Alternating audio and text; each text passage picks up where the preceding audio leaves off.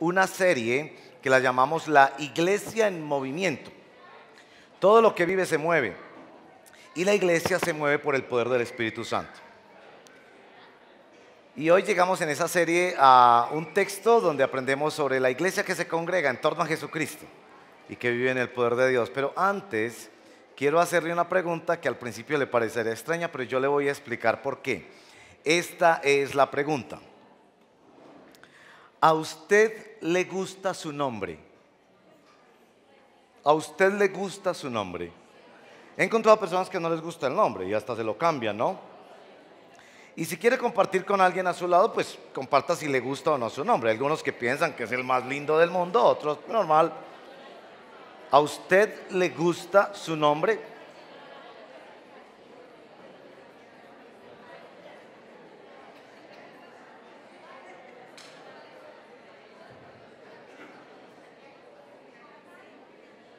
Todos los nombres son bellos.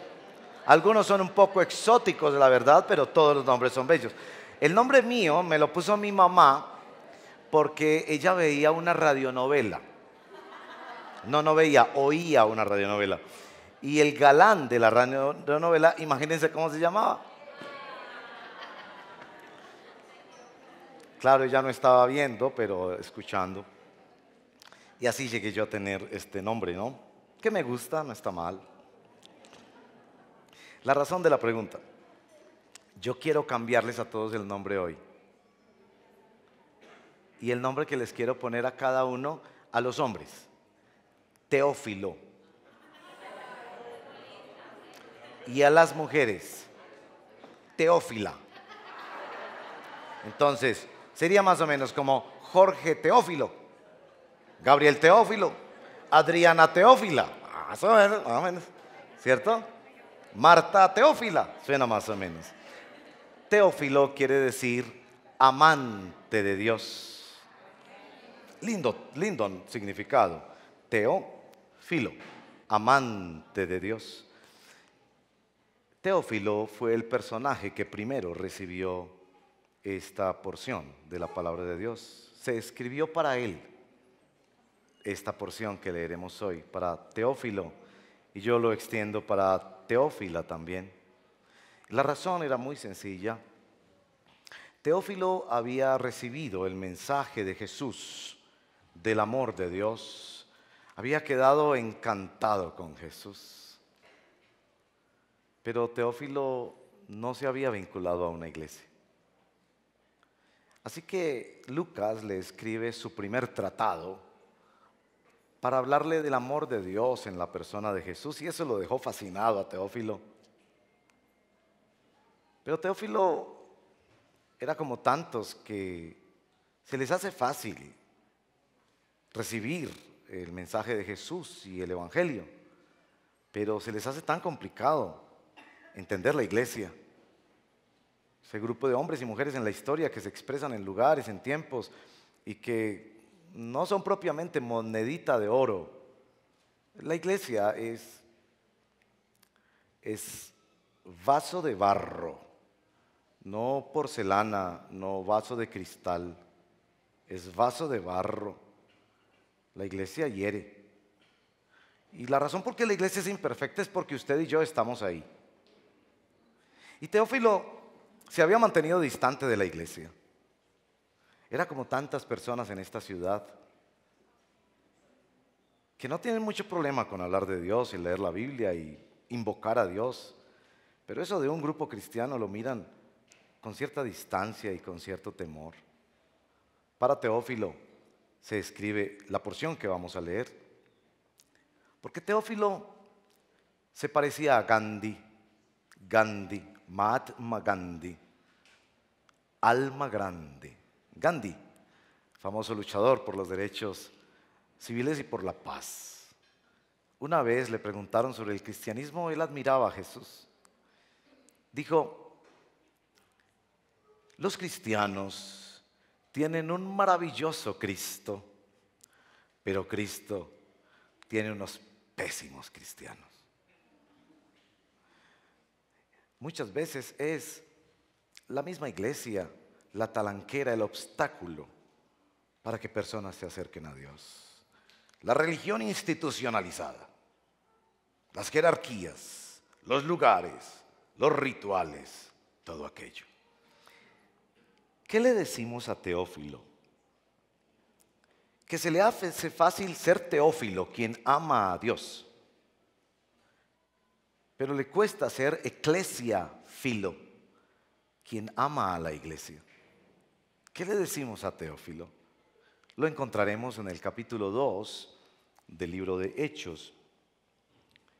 Y leeremos desde los versos 36 hasta el verso 47. Lo que Lucas hace para invitar a Teófilo a la iglesia, para invitarlo a esta disciplina semanal de buscarnos y estar los unos con los otros, es contarle qué pasó en la primera iglesia. Esa revolución extraordinaria que ocurrió allí cuando Dios los congregó en el poder del Espíritu Santo y en torno a la persona de Jesús de Nazaret. Hechos 2, 36 al 47. Leo para ustedes. Está terminando la predicación de Pedro ahí en Pentecostés. Por tanto, sépalo bien todo Israel, que a este Jesús, a quien ustedes crucificaron, Dios lo ha hecho Señor y Mesías. Cuando oyeron esto, todos se sintieron profundamente conmovidos y les dijeron a Pedro y a los otros apóstoles: hermanos, ¿qué debemos hacer? Arrepiéntase y bautícese cada uno de ustedes en el nombre de Jesucristo para perdón de pecados, les contestó Pedro, y recibirán el don del Espíritu Santo, porque en efecto la promesa es para ustedes, para sus hijos y para todos los extranjeros, es decir, para todos aquellos a quienes el Señor nuestro Dios quiera llamar. Con muchas otras razones les exhortaba insistentemente: sálvense de esta generación perversa. Así pues, los que recibieron su mensaje fueron bautizados. Y aquel día se unieron a la iglesia, ¿cuántos? 3,000 personas. Se mantenían firmes en la enseñanza de los apóstoles, en la comunión, en el partimiento del pan y en la oración. Todos estaban asombrados por los muchos prodigios y señales que se realizaban por mano de los apóstoles. Todos los creyentes estaban juntos y tenían en común todas las cosas. Vendían sus propiedades y posesiones y compartían sus bienes entre sí según la necesidad de cada uno. No dejaban de reunirse en el templo ni un solo día. De casa en casa partían el pan y compartían la comida con alegría y generosidad, alabando a Dios y disfrutando de la estimación general del pueblo. Y cada día el Señor añadía al grupo los que iban siendo salvos. Esta es la respuesta que Lucas le da a alguien que no se quiere congregar. Señor, guíanos por favor a entender qué significa esto para nosotros hoy. Vamos a compartir en dos niveles. Un primer nivel, la descripción de una iglesia radical desde la perspectiva de sus características. Creo que al final del capítulo 2, englobando todo ese hermoso capítulo trascendental para el pensamiento cristiano, capítulo 2 del libro de Hechos, nos describe tres características de la iglesia que evidentemente reflejan una iglesia absolutamente radical. Y después ahondaré más en tres características, esta vez de las acciones de la iglesia, tres acciones radicales de la iglesia. Primero, tres características radicales de la iglesia. ¿Qué es la iglesia? Bueno, ya lo hemos visto desde el principio del capítulo, y yo tengo estas tres descripciones. Escuche bien, por favor. Primera descripción de la iglesia. La iglesia cristiana no hace nada. Teófilo, ¿quieres saber qué es la iglesia cristiana? Primero, la iglesia cristiana no hace nada. No hacer nada es la mejor definición de la actividad más importante de todo cristiano. Digo actividad casi como un oxímoron. No hacer nada es orar. La primera característica de la iglesia es ora. No hace nada, ora. Esta iglesia en el aposento alto es una iglesia encerrada, asustada y profundamente decepcionada. Decepcionada porque un líder del grupo de los principales dudó. Un líder importante del grupo de los principales negó. Un líder importante del grupo, tan importante que era el que manejaba las finanzas, traicionó. Y de aposta, como decimos nosotros, se suicidó. Esa es la iglesia. La iglesia encerrada que no hace nada. Están asustados, impotentes. No hay nada que hacer. Lo único que hacen es orar. Esa es la primera característica de la iglesia. ¿Cómo fue nuestra salvación? ¿Hicimos algo? No hicimos nada. Solo clamamos. ¿Cómo son los milagros y prodigios que Dios hace entre nosotros? Los hace Dios a causa de nuestras peregrinaciones, caminando sobre nuestras rodillas en plena tierra. No, Él las hace soberanamente cuando nosotros lo único que hacemos es orar y clamar, lo que haremos esta semana en las alboradas.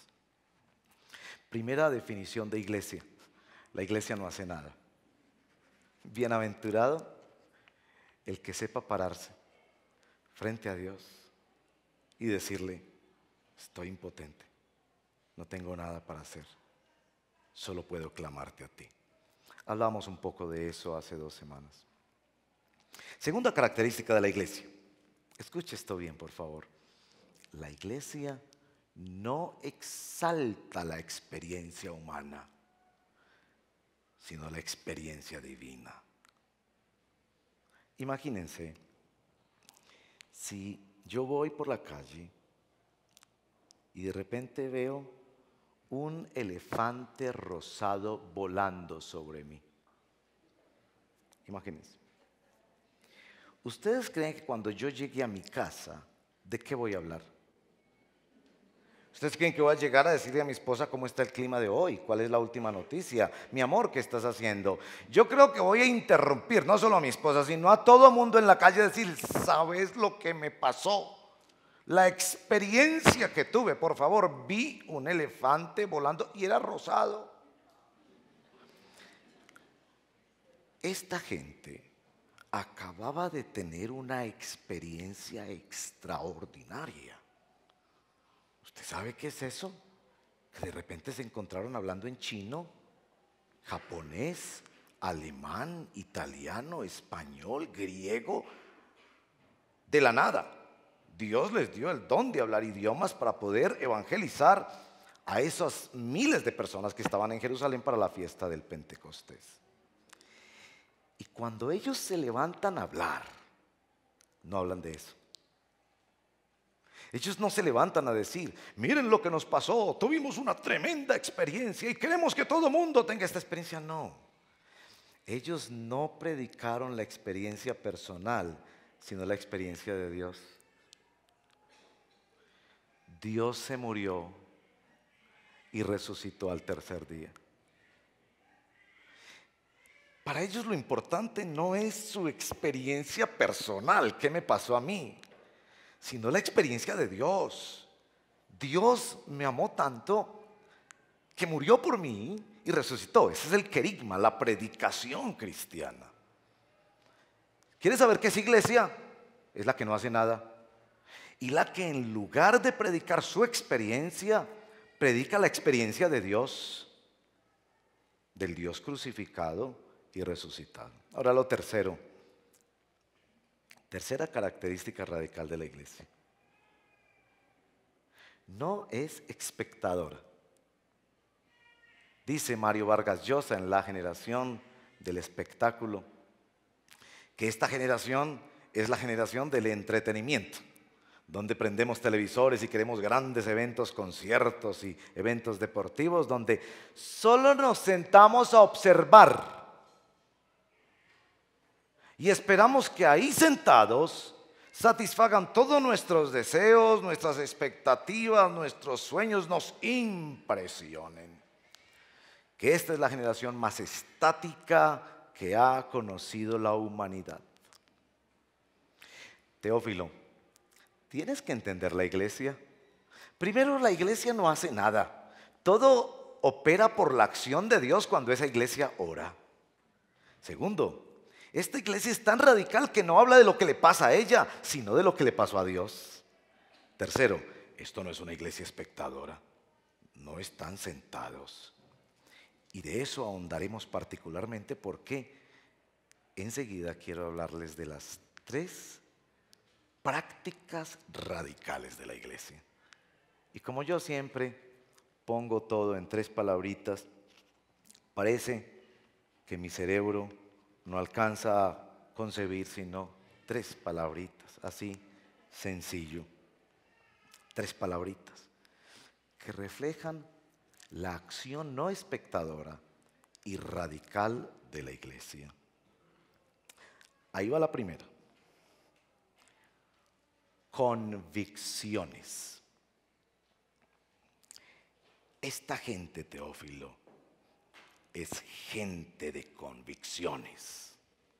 Ahora, ¿cómo se formaron esas convicciones? Yo sé que todos ustedes tienen convicciones. Por ejemplo, la mayoría de los padres de esta generación tenemos la convicción de que debemos darle buena educación a los hijos. ¿Alguien no cree eso? ¿Alguien no tiene esa convicción? Miren lo que pagamos, por favor, para educarlos, los esfuerzos que hacemos, la insistencia para que estos muchachos se eduquen. Tenemos esa convicción. Pero esta gente fue visitada por otra clase de convicciones. Convicciones cósmicas, convicciones que cruzaban toda frontera, profundas convicciones. Primero déjeme decirle cómo se formaron esas convicciones. En el verso 37. Cuando oyeron esto, todos se sintieron profundamente ¿qué? Conmovidos. Algo se les sacudió por dentro. Algunas de ustedes, señoras, decían con respecto a la experiencia del día de ayer, en la mañana tuvieron ministración, en la tarde recreación, y cómo gozaron esas señoras. Yo pasé por ahí, por donde me dejaron pasar, porque no me dejaron entrar allá, pero se oía la gritería impresionante. En la mañana fue de ministración. Varios de ustedes me dijeron, el Señor nos tocó la fibra. ¿Ha escuchado esa expresión? Nos tocó la fibra. Uno viene a la iglesia a que le toquen la fibra. Esta gente fue tocada en la fibra más profunda de su corazón. ¿Qué fue lo que les tocó la fibra? Vayan al verso anterior, verso 36. ¿Qué fue lo que les tocó la fibra? Esto fue lo que les tocó la fibra. Que te dijeron, tú mataste a Jesús. Tú mataste a Jesús. Eso fue lo que les tocó la fibra. Verso 36. Sépalo bien todo Israel, que a este Jesús, a quien ustedes crucificaron. Por favor. Nosotros pensamos que a Jesús lo mató otra gente y que nosotros somos de buenas, que cuando Él murió eso nos benefició a nosotros. Así no es. A Jesús lo mató tu pecado, tu transgresión, tu imperfección. Tú mataste a Jesús, yo maté a Jesús. El niño le dice a la mamá, mami, ¿por qué estás tan gorda? ¿Por qué se te ve tan fea la figura? ¿Por qué no eres tan linda como la mamá de mis compañeritos en la escuela? Y la mamá se ha desabrochado la blusa para mostrarle esa incisión, esa cicatriz. Y para decirle, yo estoy así por ti. en la cruz Jesús te dice, tú me mataste a mí. Eso no fueron los judíos hace 2000 años. Él fue a la cruz por tu pecado. Y si hubiera sido tú el único pecador, hubiera ido por ti. Él lo hizo por amor, pero tú fuiste el que dio la causa de esa crucifixión. Miren, por favor, cuando uno entiende esto, uno es profundamente conmovido. Ahí se acaba ese asunto de la religión. Ay, Jesús, pobrecito en Semana Santa. Ay, pobrecito todo lo que le hicieron. Todo lo que le hicieron, todo lo que tú le hiciste, lo que yo le hice. Molido fue por nuestros pecados. El castigo de nuestra paz fue sobre él. Por su llaga fuimos nosotros curados. Isaías 53. ¿Cuándo tú entiendes que él fue muerto por ti? Eres invadido por la convicción. Esto es otra clase de convicción. Y noten que inmediatamente, en lugar de ellos responderle a Pedro, final del verso 37, un momentico, don Pedro, un momentico, aclaremos bien la cosa. Yo no estaba en Jerusalén ese día. A mí no me preguntaron. Si yo hubiera estado ahí, yo no hubiera hecho tal crueldad. Ellos captaron la convicción al final del verso 37. Entonces, ¿qué hay que hacer? ¿Qué hago? Si yo maté a Jesús, entonces ¿qué hago? Y viene la respuesta del verso 38.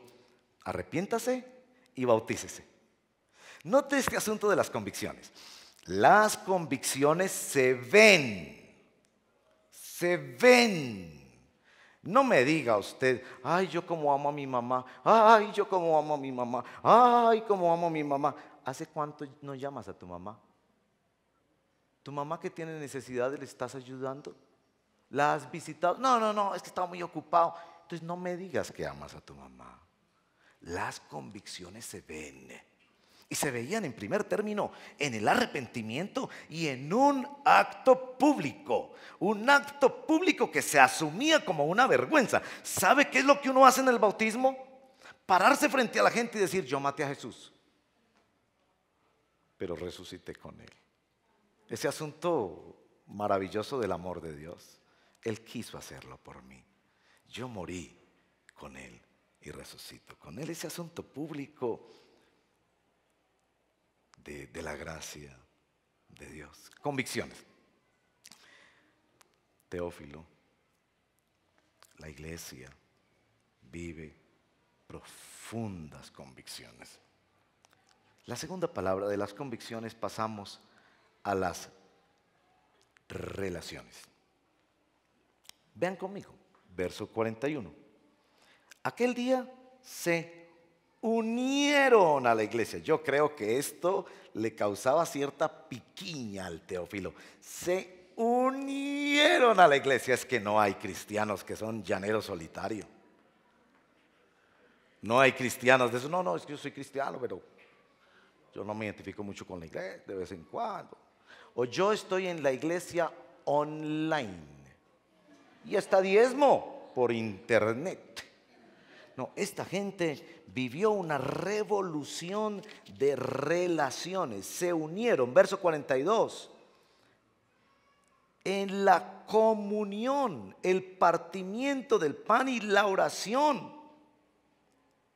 Verso 44, todos los creyentes estaban juntos y tenían todo en común.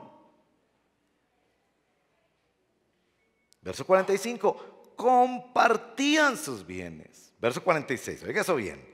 No dejaban de reunirse en el templo, pero también de casa en casa partían el pan. Esto era una revolución de relaciones. Y tenga en cuenta esto.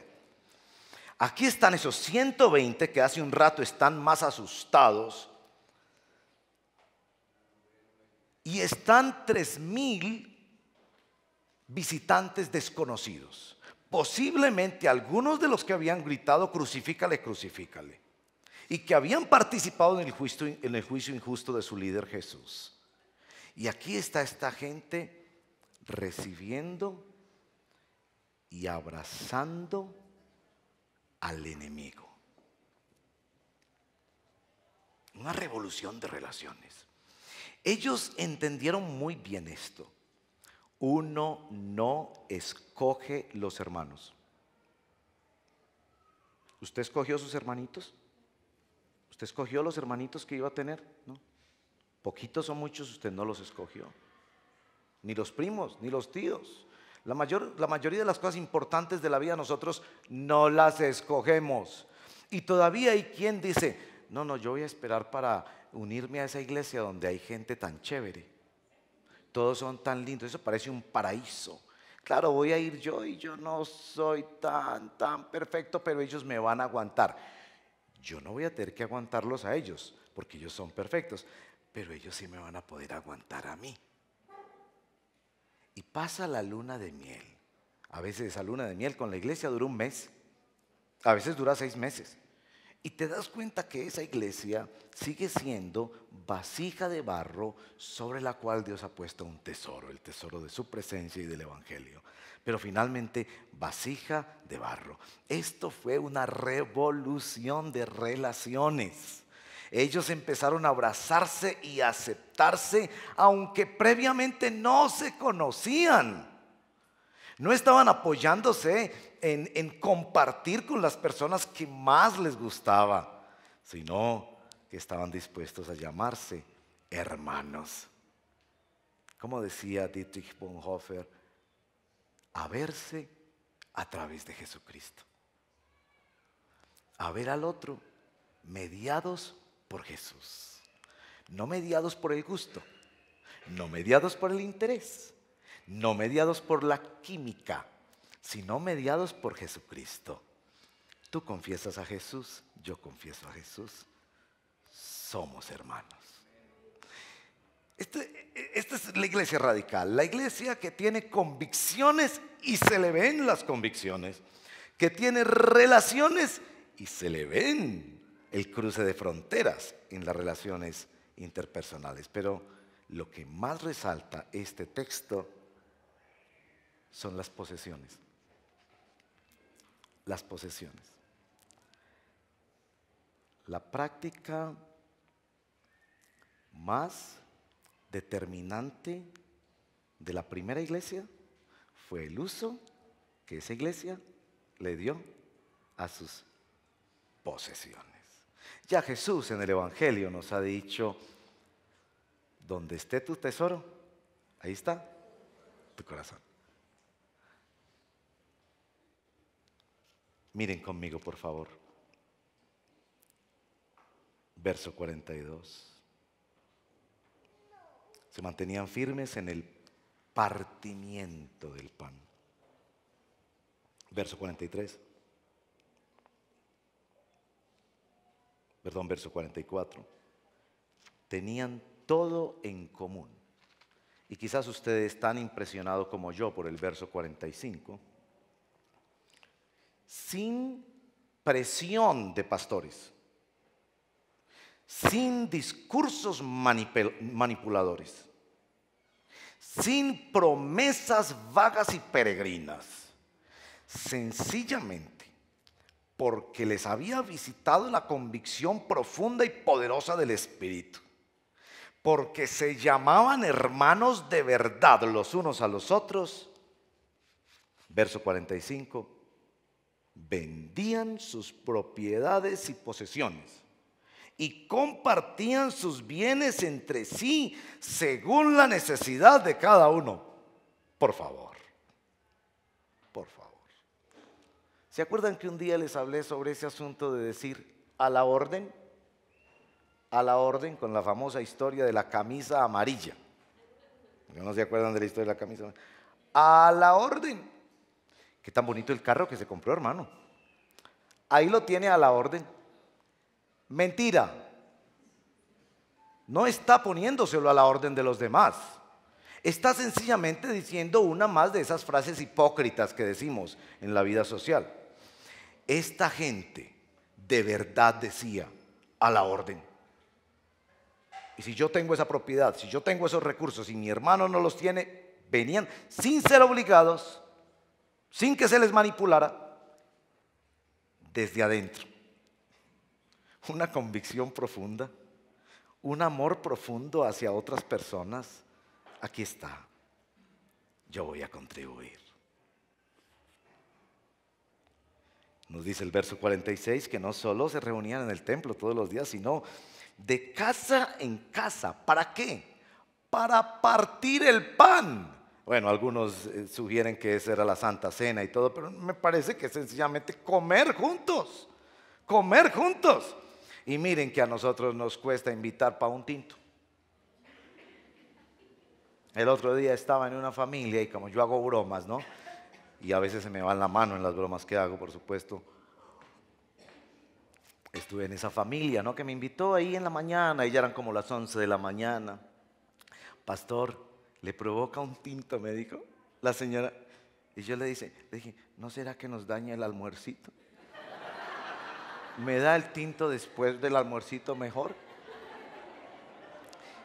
Esta gente era gente que estaba poniendo sus posesiones al servicio de sus convicciones y para expresar amor en sus relaciones. Es que miren, yo insisto en eso. Nuestra fe está más en el bolsillo que en el corazón. Dígame cómo gasta usted la plata, en qué la invierte, y yo le diré dónde tiene su corazón. Mire que aquí en la comunidad tuvimos una familia que para salvar la vida de un miembro de la familia han invertido todos sus bienes, sumando más de 200 millones de pesos para invertirlos en gastos de salud y tratamientos y demás. ¿Ustedes creen que si yo le pregunto a esa familia, le pesó mucho gastarse esos 200 millones? ¿Extraña sus 200 millones? Ellos me van a decir, hubiéramos querido tener 500 para haberlos invertido. ¿Se dan cuenta? ¿Se dan cuenta que cuando uno tiene convicciones profundas y realmente está amando a otro, uno no le importa cuánto le cuesta? Uno no está pensando en eso. Sencillamente da. Esto es la iglesia. La iglesia es el lugar donde la palabra deja de ser un asunto religioso y me toca el corazón. La iglesia es el lugar donde yo aprendo a abrazar al otro, no porque me guste o no porque tenga química con él, sino porque mi papá me dijo, ese es tu hermanito, esa es tu hermanita. Y la iglesia es el lugar donde ponemos en primer lugar nuestras convicciones y nuestras relaciones que las cosas materiales. Y sabemos poner las cosas al servicio del reino de Dios. Termino con dos observaciones de este texto. La primera, verso 47. Esta iglesia, Teófilo, es una iglesia que logra una estimación general del pueblo. ¿Qué impacto social tenía eso? Miren, yo recuerdo, de niños fuimos bastante pobres, la verdad. Mi papá trabajaba en una fábrica. Yo nunca olvidaré. En 2 ocasiones esa fábrica entró a huelga, las famosas huelgas de aquella época, los años 70, por meses. Éramos parte de una pequeña congregación, muy pequeña. Todos muy modestos en sus salarios y sus posibilidades en aquella época.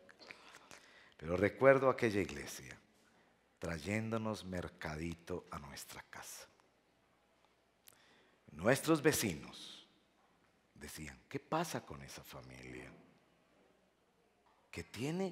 ¿Son familiares? No, ellos no son familiares.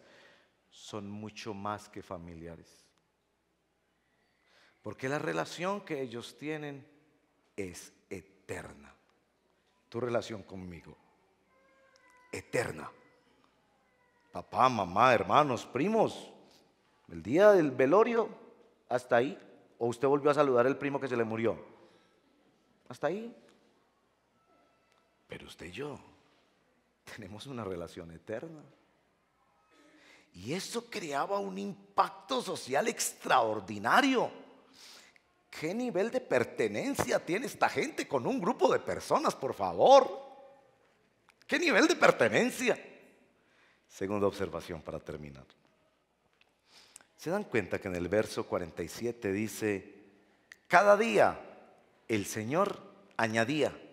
Suena casi poético, ¿no? Cada día el Señor añadía. Esa misma palabra añadir es la misma que está al final del verso 41.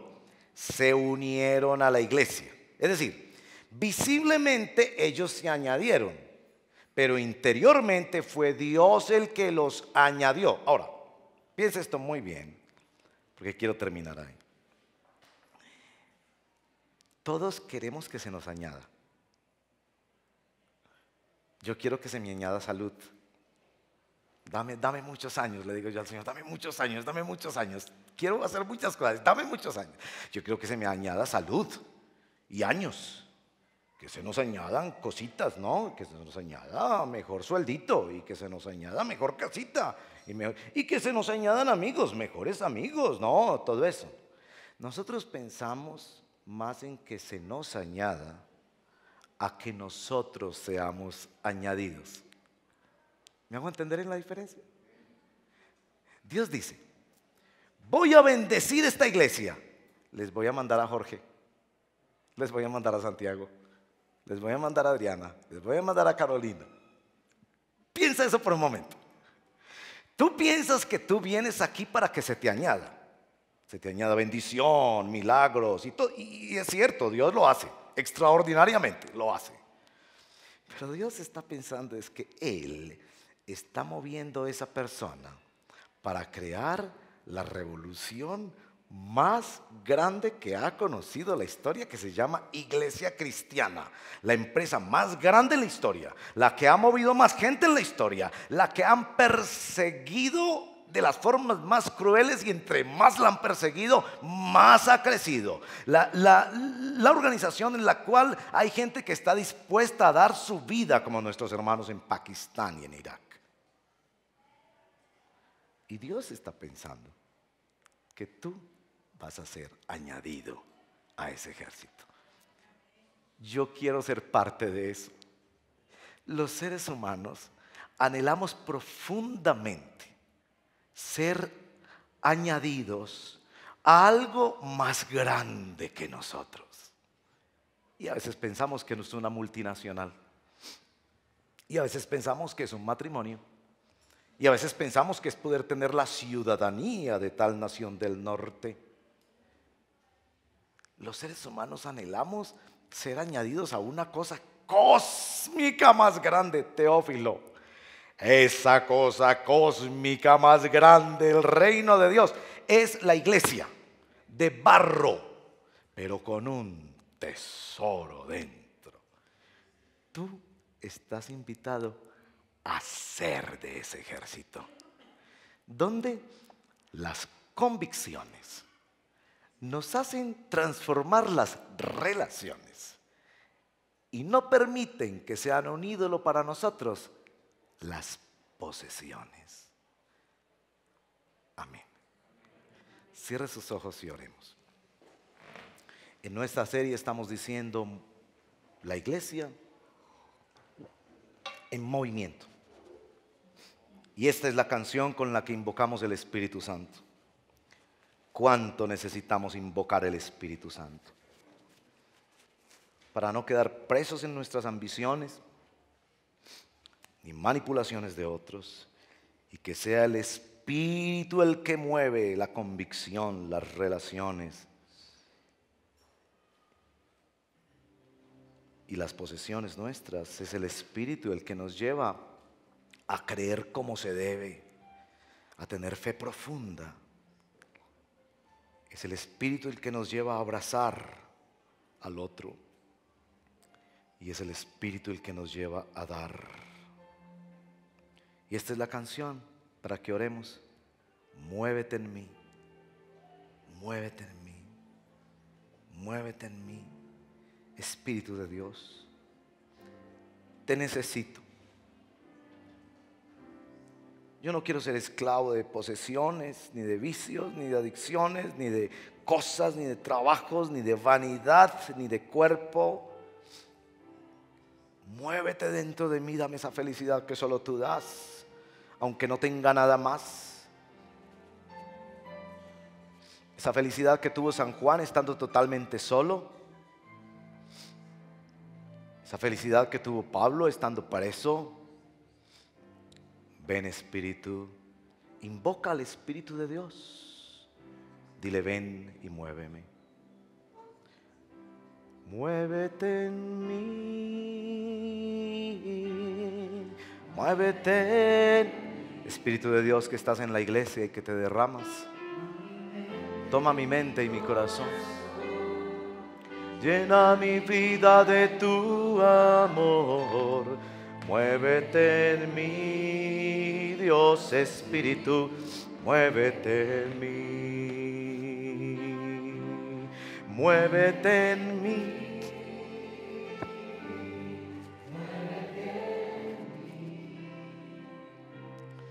Toma mi mente y mi corazón,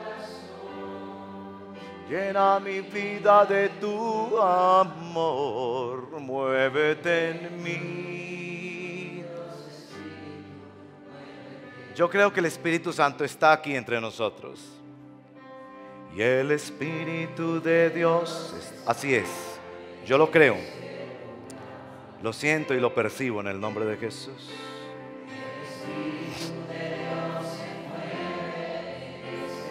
Y está aquí con propósitos específicos para nosotros. Para consolar, para liberar, para guiar. Está aquí para guiar el Espíritu. Una vez más, el Espíritu de Dios está aquí. Y el Espíritu de Dios está en este lugar. Así es. Te damos la bienvenida a este lugar. Toma el control. Toma el control de mi corazón y de mi vida. El centro de la iglesia, Espíritu de Dios. Y está aquí para consolar. Y está aquí para liberar.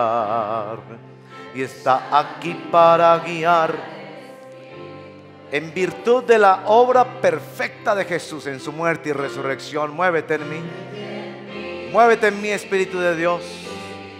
Dame los dones que necesito, los recursos que necesito, la fuerza que necesito, la consolación que necesito.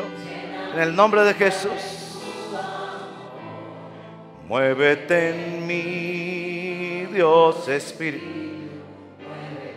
Ponte de pie y dile eso al Señor. Muévete en mí, muévete en mí. Invoca al Señor. Yo te necesito, Espíritu Santo, te necesito a ti. Esta semana te voy a necesitar más que nunca. No puedo vivir sin ti. Lléname, lléname, lléname. Y manifiesta tu presencia como tú quieras. Muévete en mí, Dios Espíritu. Muévete en mí. Muévete en mí. Ahora digámosle, muévete, muéveme a mí, muéveme a mí. Cosas en las que nos quieres mover, Espíritu de Dios, para creer en ti, para abrazar al que no quiero abrazar, para dar más allá de mis fuerzas con generosidad. En el nombre de Jesús, muéveme a mí, Espíritu de Dios. Muéveme como tú me quieras mover. Aquí me tienes, aquí me tienes. Muéveme a mí, Espíritu de Dios. Toma mi mente y mi corazón. Llena mi vida de tu amor. Muéveme a mí. Y esta es la oración para la iglesia. Muévete aquí, en medio de tu pueblo. Muévete aquí, por favor. Muévete aquí. Toma mi mente y mi corazón. Toma tu iglesia, Espíritu de Dios. Muévenos con poder a testificar, a amar, a servir esta semana. Muévete aquí, Espíritu de Dios. Muéveme, muéveme. Muéveme a mí. Muéveme a mí. Toma mi mente y mi corazón. Llena mi vida de tu amor. muéveme a mí, Dios Espíritu, muéveme a mí. Y yo los bendigo en el nombre de Jesús para una semana en la que creamos como se debe, en que creamos más en el Señor, lo veamos más grande que cualquier problema, para que nuestra fe crezca y nuestras convicciones sean reales y profundas en el Señor, y podamos vivir como creemos, que podamos vivir como creemos, y podamos abrazar como creemos, y podamos dar como creemos, en el nombre poderoso de Jesús. Amén.